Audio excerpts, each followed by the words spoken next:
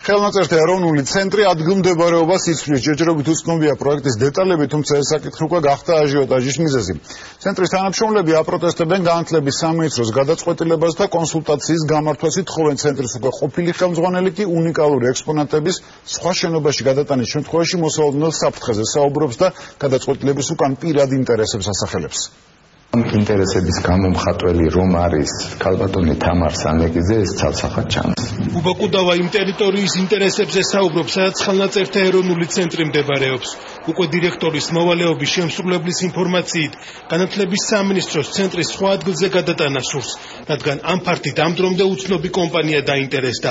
კუდავას შეფასებით, სწორედ ეს გახდა მისი სამსახურიდან გაშვების ერთ-ერთი მიზეზი. არსებული უთანხმოება რეალურად დადის ორ უმთავრეს მიზეზამდე. ჩვენი ტერიტორიის მიმართ დიდი ინტერესი და მეორე იყო დიდი ინტერესი ხელნაწერთა ეროვნული ცენტრიდან ლაილაშის ბიბლიის დატანისა. განათლების სამინისტროში ადასტურებენ, რომ ხელნაწერების სამების კომპლექსის მიმდებარე ტერიტორიაზე გადატანას გეგმავენ.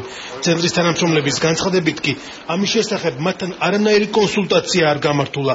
სამების ლავრაში ხელნაწერების გადატანას სპეციალისტები არ ეთანხმებიან. სრულიად გაუგებარია თუ რატომ უნდა იყოს ეს ოდენ სეკულარული საერო დაწესებულება სასულიერო კომპლექსის გალავან შიგნით. ვფიქრობთ, რომ ამ პროცესში, რასაც კერძოდ ეწოდება ამ ტერიტორიის შერჩევის პროცესი, ხელნაწერთა ეროვნული ცენტრის თანამშრომლები აქტიურად უნდა იყვნენ ჩართული და მათი ხედვა უნდა იყოს გაზიარებული. შედის თუ არა ვინმეს ინტერესში ქალაქის ცენტრში ხელნაწერთა ეროვნული ცენტრის ტერიტორიის დასაკუთრება, ამის შესახებ განათლების სამინისტროში ინფორმაცია არ აქვს. თუმცა მინისტრი ამბობს, რომ პრემიერ-მინისტრის დავალებით ხელნაწერთა ცენტრის პოპულარიზაციაზე მუშაობენ და ამისთვის ახალი შენობა აუცილებელია. ისიც ნახენ მე თვითონ ვარიანტები, მაგალითად თვითონ კომპლექსში ტერიტორიაზე ეს ცენტრი როგორ შეიძლება რომ გამოიყურებოდეს. ჩვენ გვინდოდა ამის მერე უკვე რომ დაგვიწყო განხილვა უფრო ფართოდ, იმიტომ რომ დავალება მაქვს რა თქმა უნდა პრემიერ-მინისტრისგან, რომ ეს არის პრიორიტეტი ხელნაწერთა ეროვნული ცენტრის მშენებლობა. განათლების სამინისტროს გადაწყვეტილებას აპროტესტებენ ხელნაწერთა ცენტრის მეგობართა კლუბის წევრები. სპეციალური საბჭო დღეს საგანგებოდ შეიკრიბა და ეროვნული ცენტრის ირგვლივ შექმნილ პრობლემებზე ისაუბრეს.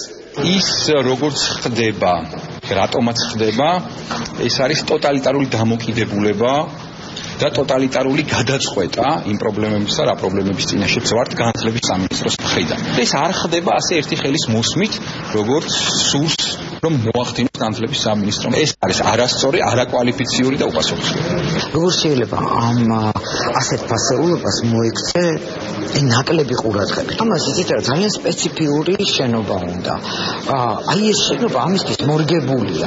თუ ამ შენობასაც მოუვლით, ესეც უკვე დიდი ამბავია. არაფრით არ შეიძლება ესეთი რამ გადაიტანო, ეს ხომ არ არის მაღაზია. და გადაწყვეტილებას მიიღებს განათლების სამინისტრო ჯერ უცნობია. მანამდე კი მინისტრის ბრძანებით ცენტრში შემძღონელის თანამდებობაზე უკვე კონკურსი გამოცხადდა. პარალელურად კი ხელნაწერთა ეროვნული ცენტრის მხარდამჭერები სპეციალურ საპროტესტო მიმართვას ამზადებენ.